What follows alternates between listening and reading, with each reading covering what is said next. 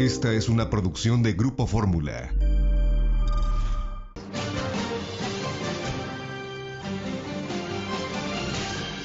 Ya estamos de vuelta a las 8 de la mañana con 30 minutos, es el tiempo del centro del país. Esta misma semana, que concluye el miércoles, para ser precisos, la CEPAL, este organismo dependiente de la Organización de las Naciones Unidas, da a conocer un corte de caja. ¿Qué significa esto? Lo que ocurrió en el 2021 en torno a la economía regional, América Latina y el Caribe, cómo está desarrollándose todo lo que está alrededor del crecimiento económico, el tema de la inflación, que ha sido durísimo. Por supuesto, todo lo que está alrededor de las vacunas. Y hay datos bien interesantes y nos revelan pues cosas que se han venido platicando desde hace ya mucho tiempo. Fallas estructurales dentro de las economías regionales, pues sí, falta de dinamismo económico, como Omicron tiene pues una perspectiva negativa para lo que significa el 2022. Prácticamente más de la mitad de las economías a nivel regional no va a crecer o no va a recuperar lo que perdió durante el 2020. No lo recupera en el 2021. Por ejemplo, el más claro ejemplo es México. No lo recuperaremos.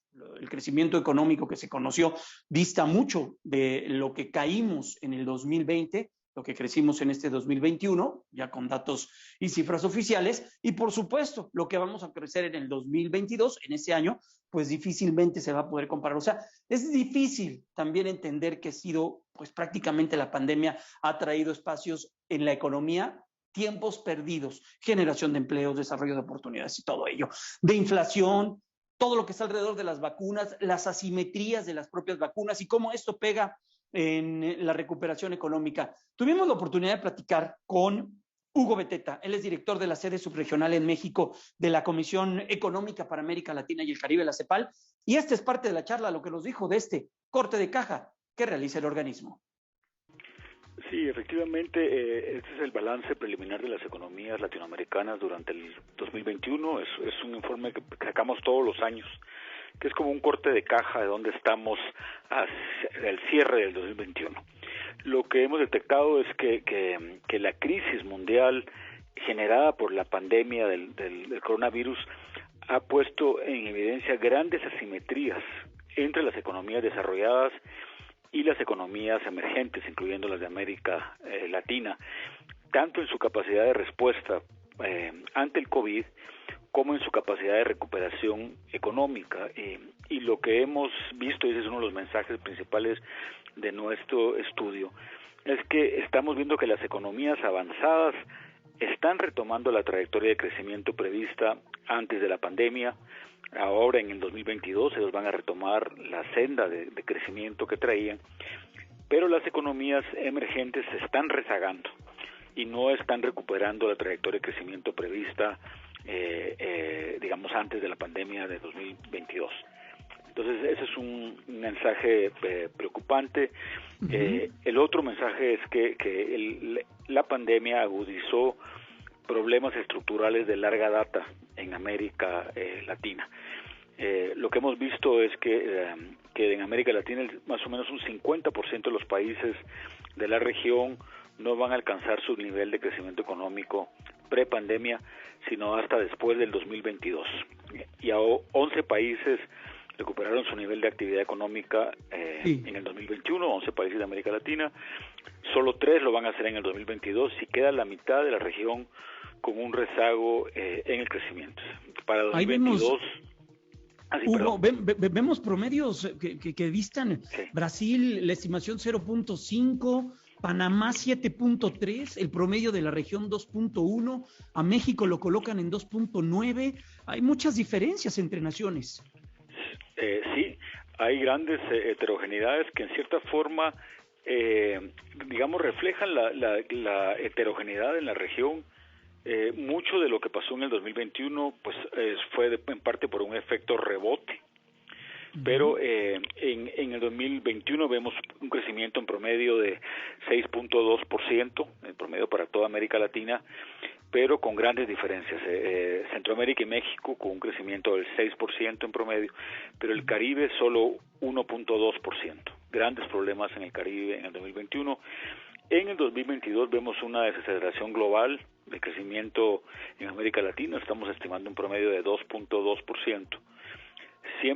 América del Sur, por ejemplo, va a crecer a 1.4% en promedio, y el Caribe sí va a tener una recuperación. Entonces sí, es un año donde ya no se siente el efecto rebote, digamos, de partir de una línea de base más baja que fue el 2020, pero donde se empiezan a evidenciar de nuevo los problemas de larga data de la región. Recordemos que antes de la pandemia, América Latina había tenido un crecimiento, era el quinquenio de crecimiento más bajo de los últimos 50 años. Entonces ya teníamos problemas con la dinámica de crecimiento antes de la pandemia, y esencialmente tenía que ver con los bajos niveles de inversión, tanto pública como privada, y por supuesto también los altos niveles de desigualdad, bajos niveles de productividad laboral, y pues problemas en muchos frentes en materia de la estructura productiva.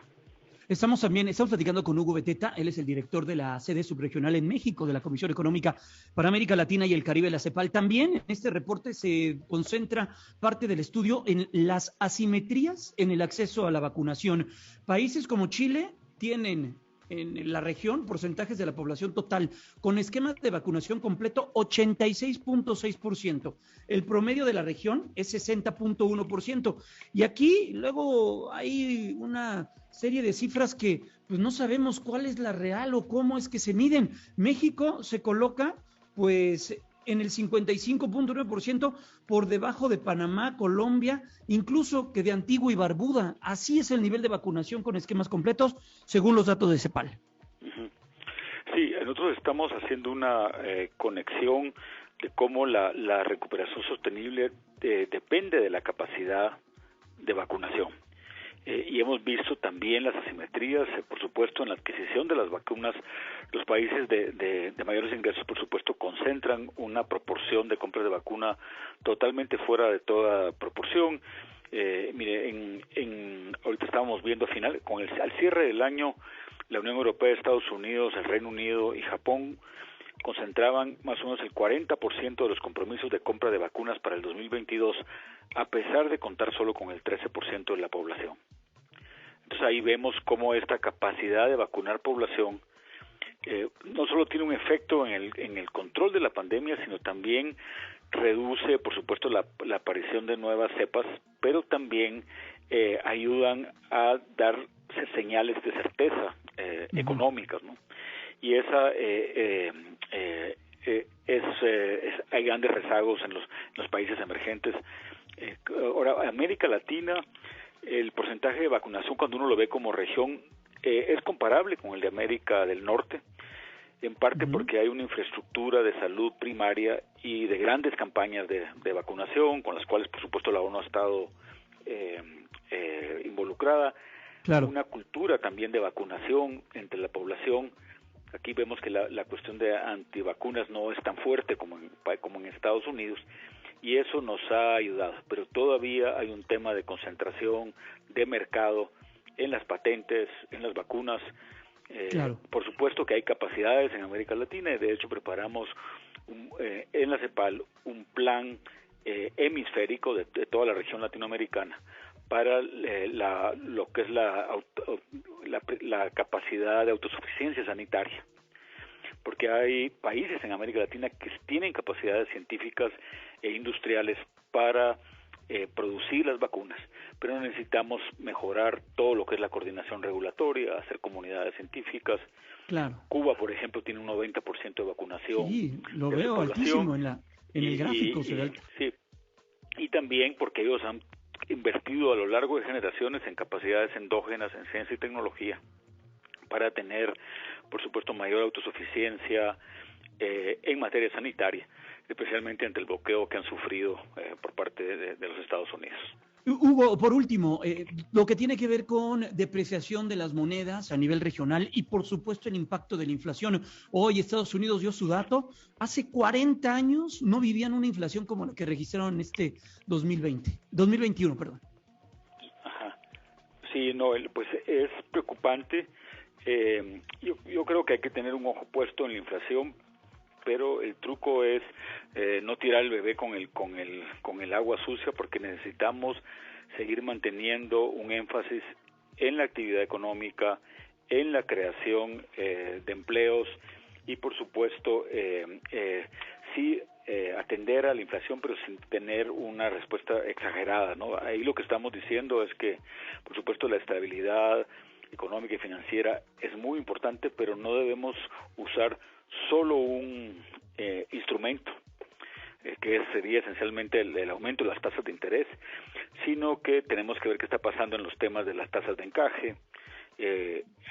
Digamos que durante la pandemia se compraron títulos, los bancos centrales compraron títulos privados o de los propios gobiernos, ser cogarante de algunas operaciones financieras, el tema de la regulación de flujos de capital, acuerdos de canje de monedas entre países, en fin, hay todo un instrumental, el fortalecimiento de la banca de desarrollo, eso es esencial, de tal forma que podamos sí Claro. mantener la estabilidad macroeconómica, pero sin abandonar la reactivación y por supuesto la creación de nuevos empleos en nuestras economías, y para mitigar los efectos de la pandemia en el sector real de la economía.